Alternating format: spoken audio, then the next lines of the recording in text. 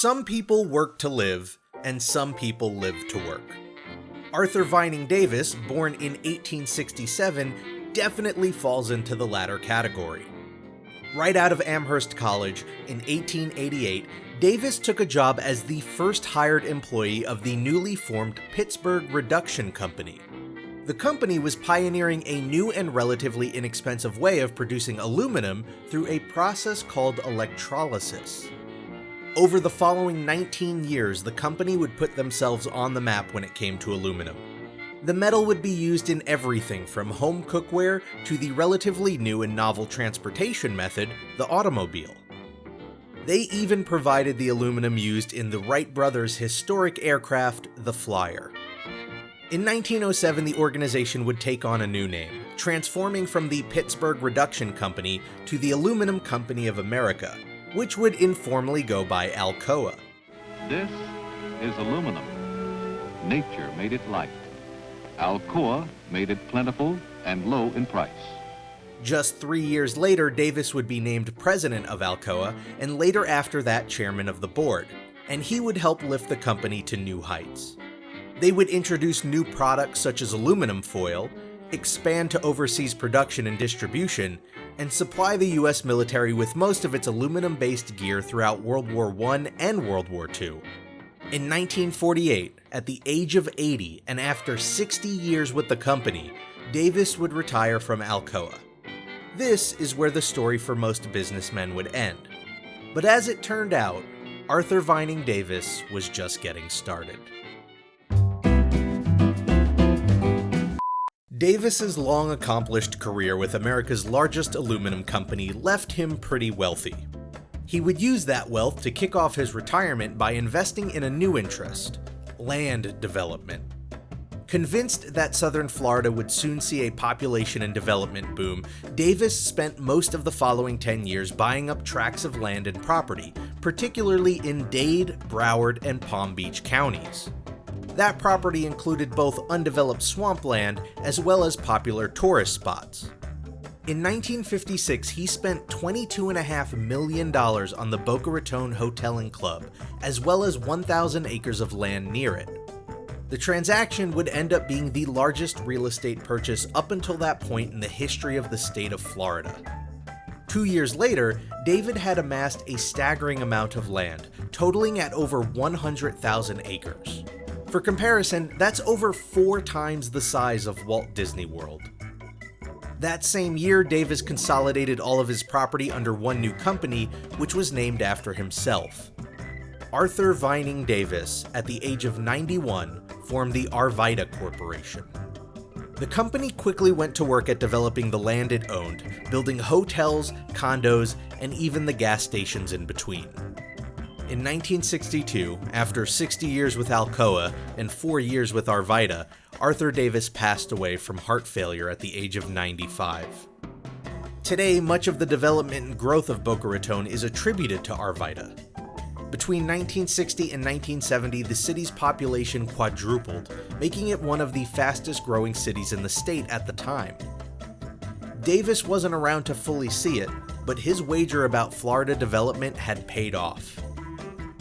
A few years later, the Pennsylvania Railroad was looking to diversify their business and thought that land development was a good idea. Florida was, as most people noticed, growing, so in July of 1965, they purchased 51% of Arvida stock for a reported $19.6 million. They continued their investment into the company, eventually purchasing the remaining stock and making Arvida a fully owned subsidiary by 1976. Over the years, Arvida began to expand their development business to other parts of Florida, including working on a 340-acre golf course in Central Florida called Orange Tree. However, after just 7 years of fully owning Arvida, the Pennsylvania Railroad, then named the Penn Central Corporation after a merger with the New York Central Railroad, started to look into getting out of real estate. Perhaps that merger made them realize that their future was firmly rooted in the Northeast. Penn Central then made multiple attempts to sell Arvida that fell through. And in an interesting turn of events, it was those failed attempts that allowed the third effort to work. See, the executives over at Arvida had faith in their company. they felt it had a future. They believed in it so much that they themselves wanted to buy their own independence from Penn Central.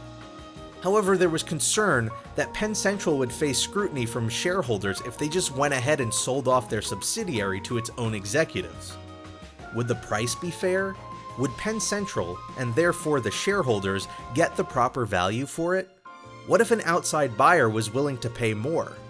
They were questions that initially held back the sale, but after those two failed attempts, not only was a value for the subsidiary established, the question was otherwise answered. No, an outside buyer would not be interested in Arvida.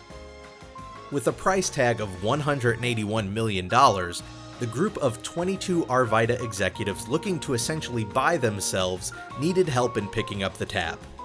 They turned to an investment firm called Bass Brothers Enterprises, which, as the name suggests, was owned by four Texan brothers, Sid, Edward, Robert, and Lee. The four had inherited their fortune from their great-uncle Sid Richardson, who was an oil tycoon. At that point, the Bass brothers already had some real estate investments in Florida, so they felt like it was a good idea. So on October 27, 1983, with the Bass brothers footing a majority of the bill and, as a result, taking a reported 70% ownership of the company, they arranged a leveraged buyout of Arvida from the Penn Central Corporation. By all accounts, 1984 was going to be the beginning of a new independent chapter in Arvida's history. Just as Arvida was celebrating its newfound freedom, Disney was starting to feel the pressure that infamous corporate raider Saul Steinberg was putting on them. He had purchased over 10% of Disney's stock, signaling to both Disney and the world that the long-standing American staple was going to be his next target. Disney, under the guidance of Morgan Stanley & Co., was considering multiple options, and none of them were ideal. As the story goes, film producer Jonathan Taplin saw the quagmire that Disney was in and had an idea. He reached out to an acquaintance of his, Richard Rainwater, who was in charge of supervising all of the non-oil investments of Bass Brothers Enterprises, and pitched him on the idea of the Bass Brothers investing in Disney as a white knight. However, Rainwater initially declined. The Bass brothers had a significant amount tied up in Texaco investments, and with the recent investment in Arvida, they apparently didn't have enough capital to buy enough of Disney to make it worth their while. Meanwhile, unbeknownst to Taplin, Disney was just starting to initiate talks with Arvida over the possibility of hiring them as consultants for the development of some of Disney's Central Florida real estate. It was reportedly Rainwater who then reached out to Disney and pitched to them an idea. What if Disney acquired Arvida? It would almost serve as a 1-2 punch in the fight against Steinberg. By purchasing the company with an all-stock acquisition, they would be diluting Steinberg's ownership in Disney. At the same time, that all-stock acquisition, paired with the Bass brothers' significant investment in Arvida, would in turn make the Bass brothers large shareholders in Disney, making them white knights. This also solved the Bass brothers' problem, as it was essentially transferring their Arvida investment over to Disney without needing any additional capital. Finally, the move would potentially lock out one of the ways that Saul Steinberg could take over Walt Disney Productions.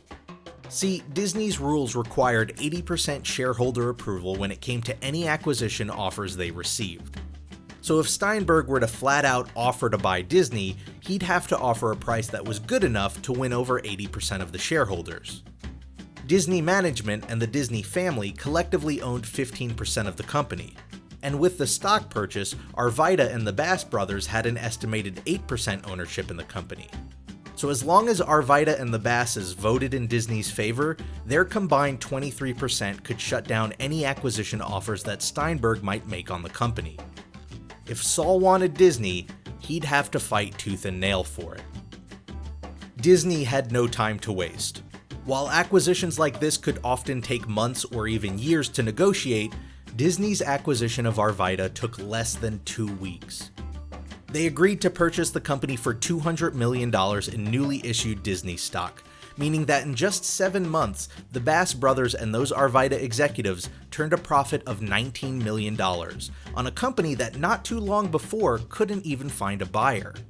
It may have been a short-lived independence, but it sure was a profitable one. While Arvida had developed and sold much of its land since Davis formed the company in 1958, the acquisition still resulted in Walt Disney Productions gaining an additional 20,000 acres of property. None of it was next to Walt Disney World, of course, but overnight their land holdings nearly doubled. Disney, doing its part, certainly tried to sell the acquisition as a natural and perfect decision for the company. They denied that it had anything to do with Steinberg, and argued that they had long-term plans to expand their real estate interests. But something didn't add up. For one, Disney already had over 20,000 acres of Florida land, and at that point in 1984, most of it was undeveloped. And sure, perhaps hiring a consultant to develop the land they did own made sense, but buying them outright did not. Disney World was one of the largest private construction projects in American history. They had just built Epcot Center, which cost them over $1 billion. They owned and operated multiple resorts. It's not as if Disney didn't know how to develop their land. They certainly didn't need Arvida to make use of what land they had, and they definitely weren't ready to double the amount of land they needed to develop. Lastly, Disney at that point wasn't really in the business of acquiring companies. So to rush into an acquisition so quickly, well, let's just say that nobody was buying what Disney had to sell. The public saw the move for what it was, an attempt to slow down and stop Saul Steinberg. Roy Disney, who had left the company's board and had been considering his own leveraged buyout of Walt Disney Productions, publicly criticized the acquisition, calling it a waste of Disney's resources. He wasn't wrong either. The purchase of Arvida was meant to dilute Steinberg's investments in Disney. And technically speaking, it did just that. Before the purchase, Steinberg had built up a 12.1% ownership of Walt Disney Productions. After the acquisition and the new shares were issued, his ownership was diluted, down to 11.1%. The move to gain that 1% of traction on the battlefield through the purchase of Arvida was a risky one. Because this wasn't just a game being played between Steinberg and Disney. Everyone's ownership of Disney was diluted. There were countless other investors who had a financial stake, and if they felt that the company's management wasn't making the right decisions, they might just step in to try and stop them. One shareholder in particular did just that, suing Walt Disney Productions to block the acquisition of the Arvida Corporation, claiming that it was a poor purchase and wasn't in the best interest of the company. The shareholder felt justified in the action because they had a lot to lose. After all, that shareholder just saw his 12.1% of the company reduced to 11.1%. When Saul Steinberg sued to block the acquisition of Arvida, he took it one step further. He announced that he could no longer remain a passive investor while Disney management made such poor decisions, and announced his intention to purchase up to 49.9% of Walt Disney Productions. It was the final step before an actual takeover. Disney's plan to scare away Saul Steinberg cost them $200 million, and it had just backfired on them in the worst way possible.